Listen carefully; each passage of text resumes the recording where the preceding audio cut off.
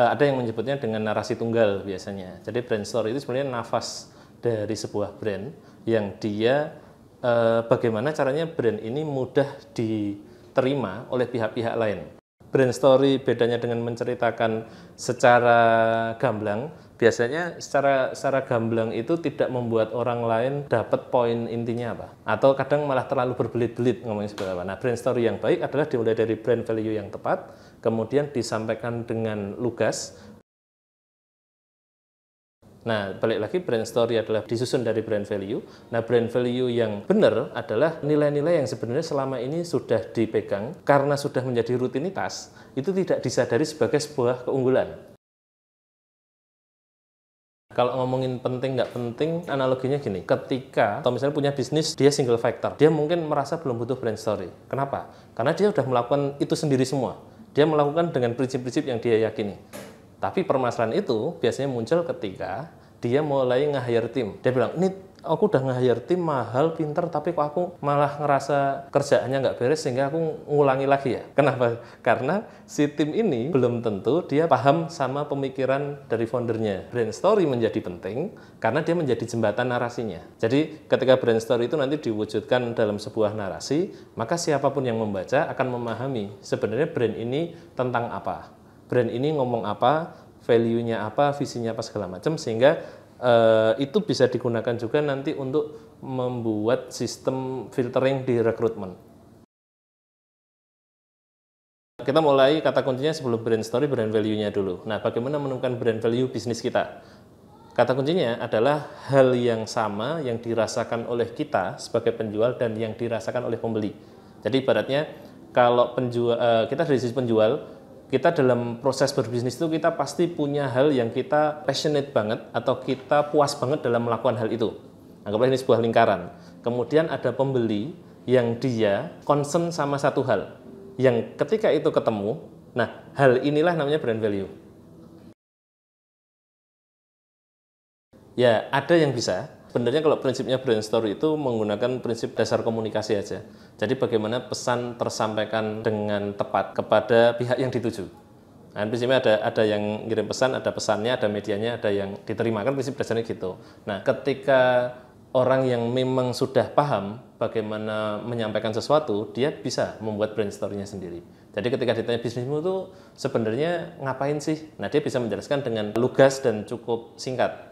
Nah, tapi kalau pihak-pihak yang misalnya ngerasa aku tuh nggak pinter ngomong, aku tuh nggak bisa kayak itu ya. Nah, memang ada pihak-pihak yang bisa membantu proses itu. Itu biasanya di areanya konsultan komunikasi, konsultan brand dan seterusnya. Jadi sebenarnya kalau di situ ada yang namanya brand voice. Jadi brand voice itu bagaimana brand ini istilahnya akan mempunyai suara, akan berbicara berdasarkan kontennya dulu. Kemudian konteksnya apa, kemudian channelnya di mana. Jadi karena sifat setiap channeling itu berbeda-beda, maka penyesuaiannya bisa menyesuaikan karakter medianya itu. Tapi kalau kita punya brand story-nya dulu, kita akan tahu ngomong hal yang sama dengan media yang beda. Bedanya adalah misalnya di Twitter dengan keterbatasan dia di teks, maka akan bermain di misalnya quote atau inti dari apa yang mau disampaikan apa. Kemudian kalau kita ngomong di YouTube dengan dia media audiovisual, maka kita bisa menyajikan lebih banyak. Konsekuensinya lebih ribet. Kalau di Twitter misalnya, itu copywriter-nya memang harus kuat. Nah, sebenarnya nulis itu yang menarik adalah menjadi inti dari semua media yang lain. Kalau kita ngomong film, biasanya kuncinya apa? Directing-nya. Directing dari mana? Dari skrip dari mana? Dari penulisnya dan seterusnya. Iklan ada yang namanya penulis iklan. Nah, penulis iklan itu sebenarnya bukan penulis headline, tapi bagaimana dia menuliskan iklan ini mau dibikin seperti apa. Bagaimana ini akan diceritakan, baru memilih medianya kayak gitu. Jadi balik lagi memang mau nggak mau memang harus menuliskan itu dulu. Biasanya adalah satu, dia tadi nggak paham bagaimana mencari brand value-nya. Kemudian dia meminjam brand value itu dari luar. Wah, kayaknya keren nih kalau aku pakai kata kunci ini. Kayaknya keren nih kalau aku dibikin ini. Sehingga dia malah tidak menjadi dirinya. Itu. Yang kedua adalah terlalu pintar untuk ngepoles. Itu juga sama. Tidak menjadi dia yang real. Sehingga bisa nggak itu dibutuhkan? Bisa. Tapi istilahnya effortnya akan berat banget. Karena dia akan di mana-mana harus seperti itu.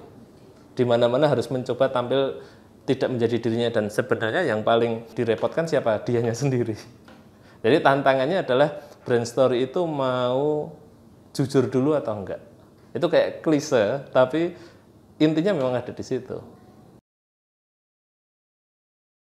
Tips and trick. Sebenarnya nggak ada yang pakem ya, nggak ada yang saklek harus seperti apa. Cuma kalau yang biasa kita lakukan pertama adalah tadi tahu what to say-nya dulu. Tahu sebenarnya kalau misalnya bisnisnya itu apa sebenarnya. Sampai benar-benar memang meyakinkan diri sendiri kalau memang aku mau melakukan itu. Nah, yang kedua adalah tahu setelah what to say, tahu sebenarnya purpose-nya apa di bisnis itu ngapain. Nah, kemudian yang ketiga adalah mau belajar menulis. Belajar menulis dalam artian gini, tidak harus menulis yang langsung indah, tapi menulis itu kalau saya menganalogikan adalah bagaimana mentransfer database yang ada di otak untuk ditaruh di kertas.